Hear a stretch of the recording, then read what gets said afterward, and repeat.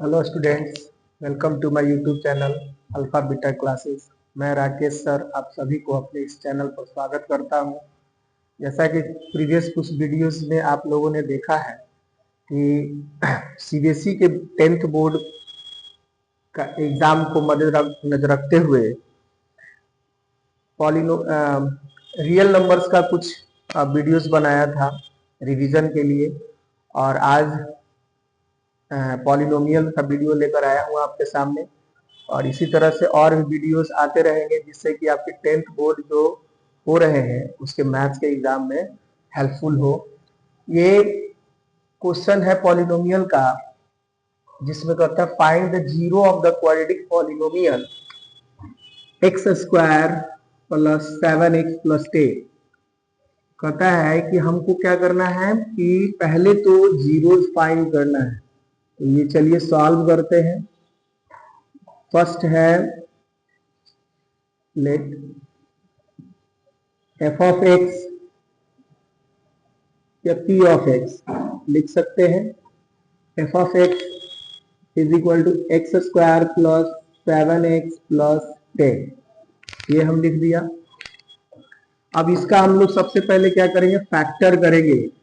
X square as it is, इसको लिखेंगे 5 plus 2 into x plus 10। Middle term को split किया जाता है इस तरह से कि उन दोनों को ऐड करने पर, यहाँ पे देखिए प्लस है ना, तो इसको ऐड करने पर 7 आ जाए और मल्टीप्लाई करने पर लास्ट टर्म आ जाए। तो एक्स स्क्वायर यहाँ से आएगा plus 5x plus 2x plus 10, और इस तरह से एक्स स्क्वायर, हाँ 4 टर्म होते ही कॉमन लेना शुरू करेंगे। x कॉमन लिया तो इसमें से x प्लस 5 बचा, प्लस यहाँ जस के तस लिखाएगा, इसमें से 2 आपका कॉमन होगा तो x प्लस 5। अब देखिए इस तरह से हम लोग लिख सकते हैं x प्लस 5, और कॉमन हो गया दोनों में है, और x प्लस 2 आपका अदर ब्रैकेट में बच गया। तो when f of x is equal to 0, then x plus 5 and x plus 2 is equal to 0। तो बारी बारी से जीरो की करेंगे सवारी। तो x प्लस 5 को क्या किए, जीरो के इक्वल इक्वेट किए, और उसी तरह से x प्लस 2 को भी हम लोग क्या किए, जीरो से इक्वेट किए।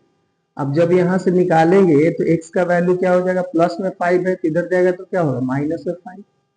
ठीक है, उसी तरह से x यहाँ प्लस में है तो उधर जाएगा तो क्या होगा, माइनस में 2। ठीक है, तो इस चीज को आप ध्यान दें। x का जो ये दो वैल्यू आया है, x का जो दो वैल्यू आया है, तो एक वैल्यू हो जाएगा अल्फा का वैल्यू, अल्फा मान लीजिए इसमें से alpha is equal to -5, and दूसरा मान लीजिए कि beta is equal to -2। Alpha और बीटा का ये जैसे ही वैल्यू आया, हमको अब क्या करना है, verify relationship between the zeros and coefficient. तो हमारा जो जीरो अल्फा और बीटा आया है इसके बीच में और कोफिशिएंट के बीच में हम लोग को रिलेशन वेरीफाई करना है। तो चलिए देखते हैं। सबसे पहले हम लोग निकालेंगे sum of zeros. Sum of zeros means alpha plus beta, क्या हो जाएगा, अल्फा प्लस बीटा। तो अल्फा का वैल्यू है -5 प्लस बीटा का वैल्यू है -2। ठीक है, तो इस तरह से सॉल्व करने में -5 अब प्लस माइनस -2 यानी कितना होगा, -7।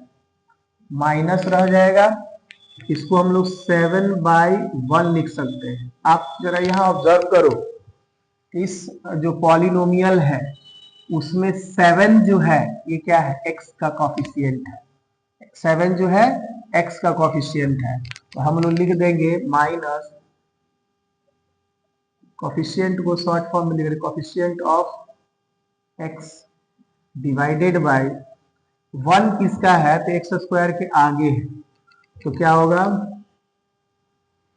Coefficient of x square. ये वेरीफाई हो रहा है। Product of zeros means alpha into beta. Alpha का वैल्यू -5 है इंटू बीटा का वैल्यू भी -2 है, तो माइनस माइनस प्लस हो जाएगा और 5 इंटू 2 कितना होगा 10। अब जरा ध्यान दीजिए, इसी को हम लोग 10/1 भी लिख सकते हैं। यहाँ पे 10/1, 10 क्या देख रहे हैं, ये क्या है 10 लास्ट का, ये एक्स स्क्वायर का टर्म है, ये एक्स का टर्म है, ये कांस्टेंट टर्म है, तो क्या लिखेंगे कांस्टेंट टर्म। और 1 जो है 1 एक्स स्क्वायर के आगे कोफिशिएंट है, तो उसको बोलते हैं हम लोग कोफिशिएंट ऑफ एक्स स्क्वायर। देखिए क्या होता है ना कि हम लोग जानते हैं कि अल्फा प्लस बीटा जो होता है वो -b/a होता है, और a जो होता है वो एक्स स्क्वायर कोफिशिएंट होता है, क्योंकि देखिए हम लोग पढ़े हुए हैं पॉलिनोमियल के लिए ये स्टैंडर्ड फॉर्म जो होता है ax square plus bx plus c, तो c कांस्टेंट टर्म होता है, b जो होता है x का कोफिशिएंट होता है, a जो होता है एक्स स्क्वायर, तो अल्फा प्लस बीटा का -b/a होता है।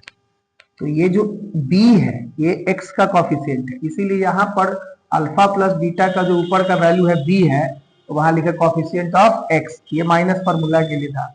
और a क्या है, तो a एक्स स्क्वायर कोफिशिएंट है, तो a के प्लेस पर यहाँ 1 था, तो 1 यहाँ क्या हो गया एक्स स्क्वायर के जो आगे होगा वही a होगा, तो इसमें एक्स स्क्वायर के आगे कुछ नहीं तो 1 था, तो इसीलिए हम उसको 1 लिखे थे, तो कोफिशिएंट ऑफ एक्स स्क्वायर।